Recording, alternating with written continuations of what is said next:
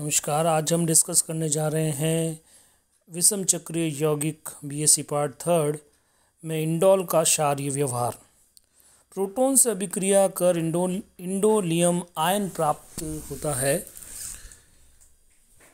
विभिन्न इंडोलियम आयन के स्थायित्व का क्रम नीचे दर्शाया गया है। 3 प्रकार के इंडोलियम आयन को यहाँ पे दर्शाया गया है। जब इंडोल के ऊपर प्रोटॉन का आक्रमण 3rd पोजीशन पे होता है तो ए काइंड का इंडोलियम आयन प्राप्त होता है, जिसे 3H इंडोलियम आयन के नाम से जानते हैं। 2nd पोजीशन पर जब प्रोटॉन अटैक करता है तो 2H इंडोलियम आयन, जिसे बी द्वारा दर्शाया गया है। और 1st पोजीशन के ऊपर जब अटैक करता है तो उस कंडीशन के अंदर 1H इंडोलियम आयन, जिसे सी के द्वारा दर्शाया गया है।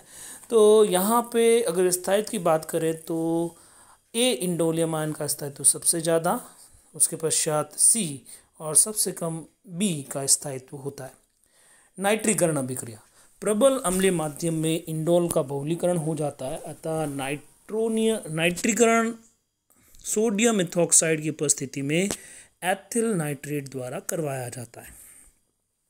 हम जानते हैं कि पायरोल के कंडीशन में भी हमने देखा था कि प्रबल अम्लीय माध्यम में बहुलीकरण अभिक्रिया हो जाती है। इसी तरह इंडोल में भी, क्योंकि पायरोल रिंग प्रेजेंट है, इसमें भी प्रबल अम्लीय माध्यम में बहुलीकरण हो जाता है। तो माइल्ड कंडीशन के अंदर हम रिएक्शन करवाते हैं, एथिल नाइट्रेट की उपस्थिति में से अभिक्रिया करवाई जाती है सोडियम इथॉक्साइड की उपस्थिति में, जिससे नाइट्रो इंडोल प्राप्त होता है, जिसमें यहाँ पे देख सकते हैं 3 नाइट्रो इंडोल जो है वो उत्पाद के रूप में प्राप्त होता है। सल्फोनीकरण। इंडोल की अभिक्रिया सल्फर ट्राइऑक्साइड से पिरिडीन की उपस्थिति में होने पर 3 इंडोल सल्फोनिक एसिड का निर्माण होता है। रिएक्शन को यहाँ पे दर्शाया गया है। हैलोजनीकरण की अलग अलग परिस्थितियाँ जो है वो नीचे दर्शाई गई है। जैसे कि सबसे पहले जो है ब्रोमीन और ऑक्सीजन की उपस्थिति में अभिक्रिया करवाई जाती है तो 3 ब्रोमो इंडोल प्राप्त होता है। 1,4 डाईऑक्सीजन जो है उसकी उपस्थिति में अभिक्रिया करवाई जाती है। और डीएमएफ की प्रेजेंस में जब ब्रोमीन की अभिक्रिया करवाई जाती है तो उस कंडीशन ब्रोमीन के साथ अभिक्रिया करवाई जाती है, उस कंडीशन में भी 3 ब्रोमो इंडोल प्राप्त होता है। क्लोरोफॉर्म की उपस्थिति में आयोडीन से जब अभिक्रिया करवाई जाती है 3 आइडो इंडोल प्राप्त होता है। और सल्फोनिल क्लोराइड की प्रेजेंस में जब रिएक्शन करवाई जाती है तो उस कंडीशन के अंदर 3 क्लोरो इंडोल उत्पाद के रूप में प्राप्त होता है। और यदि सल्फोनिल क्लोराइड का आधिक्य होता है तो उस कंडीशन के अंदर 2,3 डाई क्लोरोइंडोल उत्पाद के रूप में प्राप्त होता है। फॉर्मिलीकरण। इंडोल का फॉर्मिलीकरण कार्बन मोनोऑक्साइड तथा HCl की उपस्थिति में गाटरमान अभिक्रिया द्वारा अथवा DMF तथा POCl3 की उपस्थिति में विल्समेयर हॉक अभिक्रिया द्वारा अथवा क्लोरोफॉर्म तथा QOH की उपस्थिति में रिमर-टिमान अभिक्रिया द्वारा किया जा सकता है। तीनों ही अभिक्रिया पायरोल के केस में हमने डिटेल से इसको डिस्कस किया था, विद मैकेनिज्म किया था। सेम मैकेनिज्म के साथ में यहाँ पे रिएक्शन होगी और आपको उत्पाद के रूप में आपको 3 फॉर्मल इंडोल जो है उत्पाद के रूप में प्राप्त होगा। और साथ ही साथ जैसा हम जानते हैं रिमर-टिमान अभिक्रिया के अंदर जिस तरह से पायरोल की अभिक्रिया करवाई थी उस कंडीशन के अंदर फॉर्माइलेशन के साथ साथ 3 क्लोरोपिरिडीन प्राप्त होता है, उसी तरह से 3 क्लोरोक्विनोलिन यहाँ पर जो है उत्पाद के रूप में प्राप्त होता है। मुख्य उत्पाद यहाँ पे फॉर्मल इंडोल ही रहता है, 3 फॉर्मल इंडोल ही मुख्य उत्पाद के रूप में प्राप्त होता है, लेकिन साथ ही साथ यहाँ पे 3 क्लोरोक्विनोलिन जो है वो भी उत्पाद के रूप में प्राप्त होता है जब क्लोरोफॉर्म और QOH के साथ में रिमर-टिमान अभिक्रिया करवाई जाती है। एल्किलीकरण। इंडोल का एल्किलीकरण मेथिल आयोडाइड तथा DMF की उपस्थिति में किया जाता है। फ्रीडल क्राफ्ट अभिक्रिया में एल्किलीकरण मेथिल आयोडाइड तथा ElCl3 की उपस्थिति में करवाया जाता है। मेथिल आयोडाइड को आधिक्य में लेने पर 2,3 डाईमेथिल इंडोल का निर्माण होता है। तो यहाँ पे मेथिल आयोडाइड और DMF की उपस्थिति में अभिक्रिया होती है 80 से 90 डिग्री सेंटीग्रेड टेम्परेचर के ऊपर 3 मेथिल इंडोल प्राप्त होता है। और यदि मेथिल आयोडाइड आधिक्य में होता है 2,3 डाईमेथिल इंडोल उत्पाद के रूप में प्राप्त होता है। इसी तरह से मेथिल आयोडाइड और ElCl3 की उपस्थिति में फ्रीडल क्राफ्ट अभिक्रिया के द्वारा भी 3 मेथिल इंडोल उत्पाद के रूप में प्राप्त होता है। अगेन मेथिल आयोडाइड यदि आधिक्य में होता है तो 2,3 डाईमेथिल इंडोल उत्पाद के रूप में प्राप्त होता है। मानिक अभिक्रिया। इंडोल की अभिक्रिया फॉर्मेल्डिहाइड तथा प्राथमिक अथवा द्वितीयक एमीन से कराने पर माणिक क्षार प्राप्त होता है। ये अभिक्रिया भी हमने पायरॉल के केस में विद मैकेनिज्म डिटेल से डिस्कस की थी, मैकेनिज्म सेम रहेगी। यहाँ पे रिएक्शन को दर्शाया गया है जिसमें माणिक क्षार आपको उत्पाद के रूप में प्राप्त होता है। एसिटिलीकरण, इंडोल की अभिक्रिया एसिटिक एनाइड्राइड के साथ वाइनिल एसिटेट तथा अथवा परक्लोरिक अम्ल की उपस्थिति में करवाने पर 3 एसिटिल इंडोल का निर्माण होता है। तो इंडोल तथा एसिटिक एनाइड्राइड को 140 डिग्री सेंटीग्रेड ताप पर गर्म करने से 2,1,3 डाई एसिटिल इंडोल मुख्य रूप उत्पाद के रूप में प्राप्त होता है। अल्प मात्रा में सहउत्पाद के रूप में 2 एसिटिल इंडोल तथा द्विलक प्राप्त होता है। तो ये रिएक्शन भी यहाँ पे दर्शाई गई है। मर्क्यूरीकरण, मर्क्यूरिक एसीटेट से क्रिया द्वारा 2,3 डाई मर्क्यूरो एसीटो इंडोल का निर्माण होता है। यहाँ पे दोनों पोजीशन पे जो है सेकंड और थर्ड पोजीशन के ऊपर इलेक्ट्रोफिलिक सब्स्टिट्यूशन रिएक्शन जो है मर्क्यूरो एसीटेट की इलेक्ट्रोफिलिक सब्स्टिट्यूशन रिएक्शन सेकंड और थर्ड पोजीशन पे आपको देखने को मिलती है। युग्मन अभिक्रिया कपलिंग रिएक्शन, डायजोनियम क्लोराइड से युग्मन अभिक्रिया द्वारा 3-फेनिल एजो इंडोल का निर्माण होता है। तो यहाँ पे एजो कपलिंग रिएक्शन जो है वो होती है। फॉर्मेल्डिहाइड से अभिक्रिया, फॉर्मेल्डिहाइड से संघनन अभिक्रिया द्वारा बिस इंडोलिल मैथीन का निर्माण होता है। तो यहाँ पे हम देख रहे हैं कि कार्बोनाल कंपाउंड की जो है युग्मन अभिक्रिया यहाँ पर देखने को मिल रही है और बिस इंडोलिल मैथीन जो है वो उत्पाद के रूप में प्राप्त हो रहा है। एन डाइमेथिल अमीनो बेंजल्डिहाइड से अभिक्रिया, एन डाइमेथिल अमीनो बेंजल्डिहाइड से अभिक्रिया द्वारा लाल नीला विलयन प्राप्त होता है। तो यहाँ पे लाल नीला विलयन जो है वो उत्पाद के रूप में आपको कंपाउंड जो प्राप्त होता है जो लाल नीले रंग का होता है डाई के रूप में वो हमें दिखाई देता है। ऑक्सीकरण, इंडोल का ऑक्सीकरण सूर्य के प्रकाश की उपस्थिति में ऑक्सीजन से कराने पर इंडोक्सिल का निर्माण होता है जो द्विलकीकरण द्वारा एक द्विलक का निर्माण करता है। तो यहाँ पे ऑक्सीजन के साथ में सूर्य के प्रकाश की उपस्थिति में अभिक्रिया हो रही है और यहाँ पे इंडिगो रंजक के रूप में एक द्विलक आपको प्राप्त होता है। परबेंजोइक अम्ल की उपस्थिति में 2-फॉर्मिडो बेंजल्डिहाइड का निर्माण यहाँ पर हो जाता है। पर एसिड की प्रेजेंस में ऑक्सीडेशन होता है। रिंग ओपनिंग रिएक्शन यहाँ पर होती है। 2-फॉर्मिडो बेंजल्डिहाइड उत्पाद के रूप में प्राप्त होता है। अपचयन, विभिन्न अपचाय की उपस्थिति में अभिक्रिया से अलग अलग उत्पाद होते हैं जैसे हाइड्रोजन और रेनेनिकल की उपस्थिति में यदि हाइड्रोजनीकरण करवाया जाए तो उस कंडीशन में ऑक्टाहाइड्रोइंडोल का निर्माण होता है। रेनेनिकल की उपस्थिति में हाइड्रोजनेशन करवा रहे हैं। इथेनॉल यदि मीडियम के रूप में प्रेजेंट है तो 2,3 डाइहाइड्रोइंडोल उत्पाद के रूप में प्राप्त होता है। टिन तथा HCl की उपस्थिति में यदि अपचयन करवाया जाए तो उस कंडीशन के 2,3 डाइहाइड्रोइंडोल उत्पाद के रूप में प्राप्त होता है। सोडियम तथा लिक्विड अमोनिया के प्रेजेंस में यदि अभिक्रिया करवाई जाती है, लिथियम अथवा लिक्विड अमोनिया के प्रेजेंस में रिएक्शन करवाई जाती है, उस कंडीशन के अंदर 4, 5, 6, 7 टेट्राहाइड्रोइंडोल उत्पाद के रूप में प्राप्त होता है। इसके पश्चात हम देखते हैं अमीनो समूह की अभिक्रिया, NH ग्रुप की अभिक्रिया। इंडोल की अभिक्रिया घनाभिकर्मक से कराने पर NH समूह अभिक्रिया में भाग लेता है तथा इंडोलिल एनायन प्राप्त होता है जो पुनः कार्बन डाइऑक्साइड से अभिक्रिया कर 3 इंडोल कार्बोक्सिलिक अम्ल में परिवर्तित हो जाता है। इंडोलिल एनायन की अभिक्रिया क्लोरोमेथिल साइनाइड से कराने पर हेटेरोक्सिन प्राप्त होता है। तो यहाँ पे घनाभिकर्मक के साथ में रिएक्शन हो रही है और एल्केन जो है वो बाहर निकल रहा है। फिर फर्दर जो अभिक्रिया हो रही है उसमें कार्बन डाइऑक्साइड के साथ में रिएक्शन होती है। कार्बन डाइऑक्साइड से अभिक्रिया करने पर 3 इंडोल कार्बोक्सिलिक अम्ल प्राप्त होता है और यदि मैथिल साइनाइड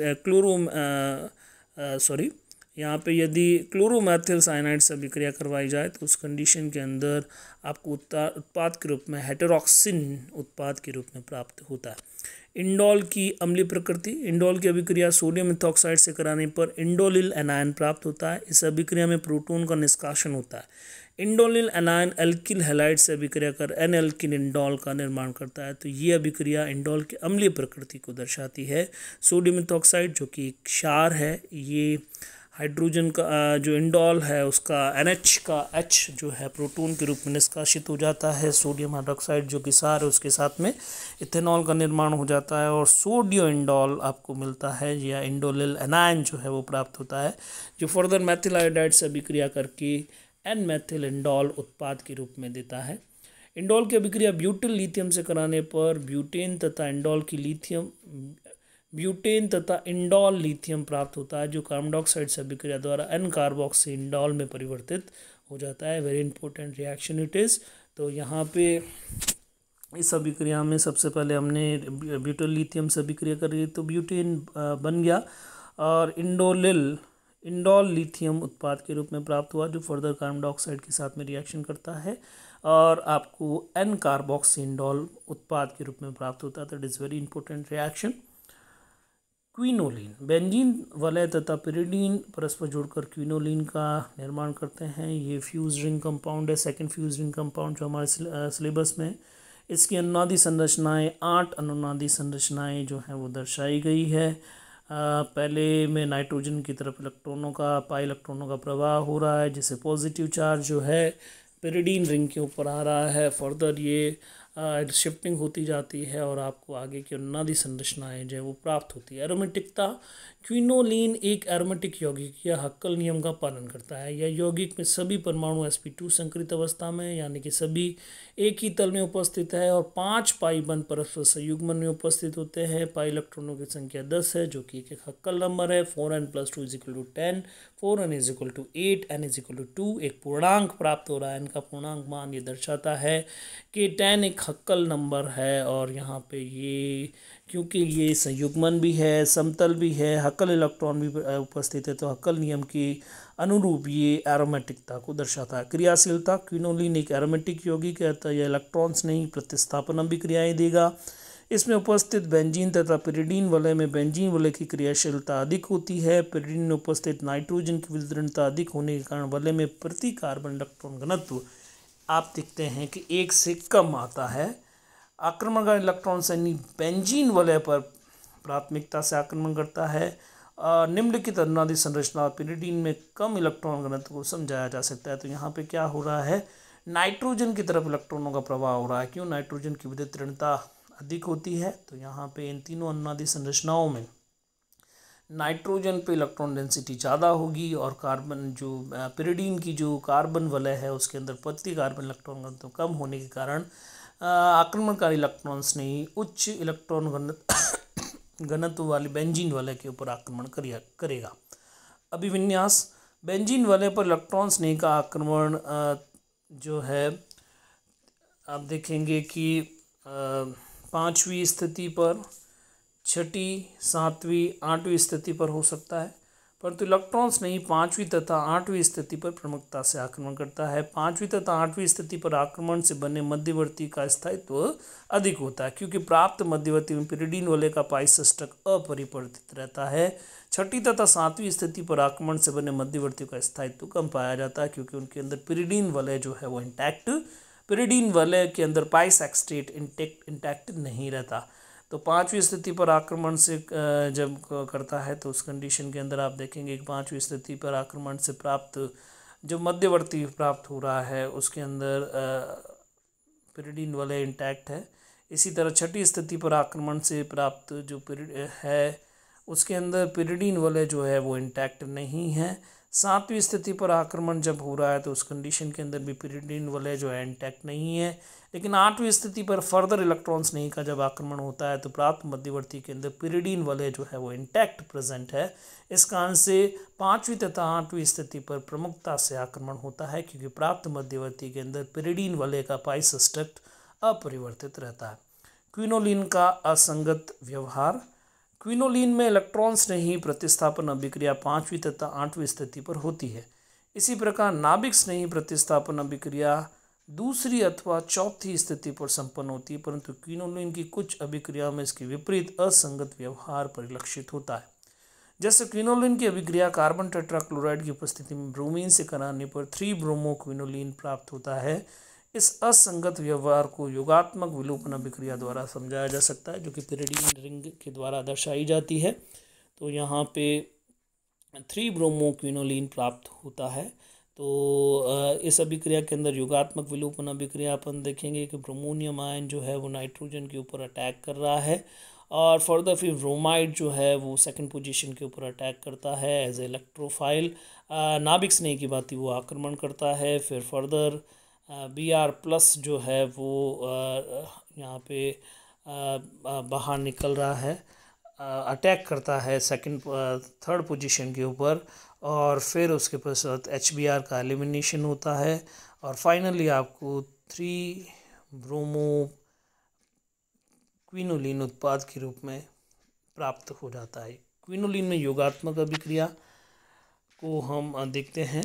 पिरिडीन योगात्मक अभिक्रिया नहीं दर्शाता क्योंकि प्राप्त योगात्पाद में एरोमेटिकता समाप्त हो जाती है, क्योंकि उत्पाद में पाई षष्ठक नहीं पाया जाता।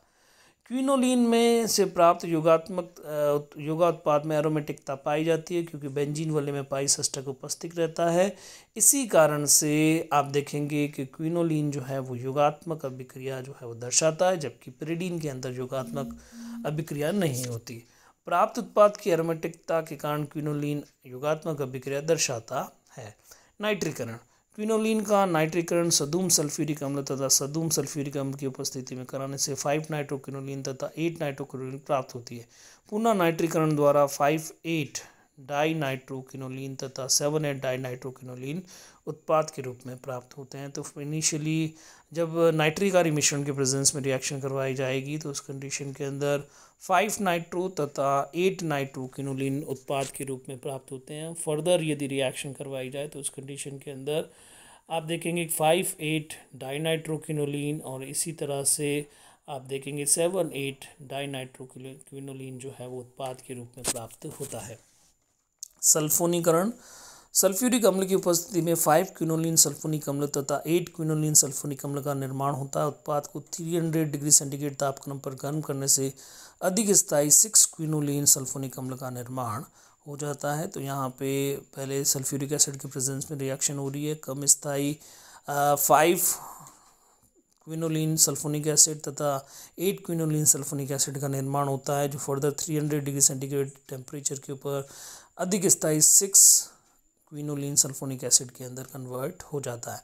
हैलोजनीकरण, विभिन्न परिस्थितियों में हैलोजनीकरण के द्वारा अलग अलग उत्पाद प्राप्त होते हैं, यानी कि सल्फ्यूरिक एसिड की उपस्थिति में ब्रोमीन से यदि अभिक्रिया करवाई जाए तो 5 ब्रोमो क्विनोलिन तथा 8 ब्रोमो क्विनोलिन प्राप्त होता है।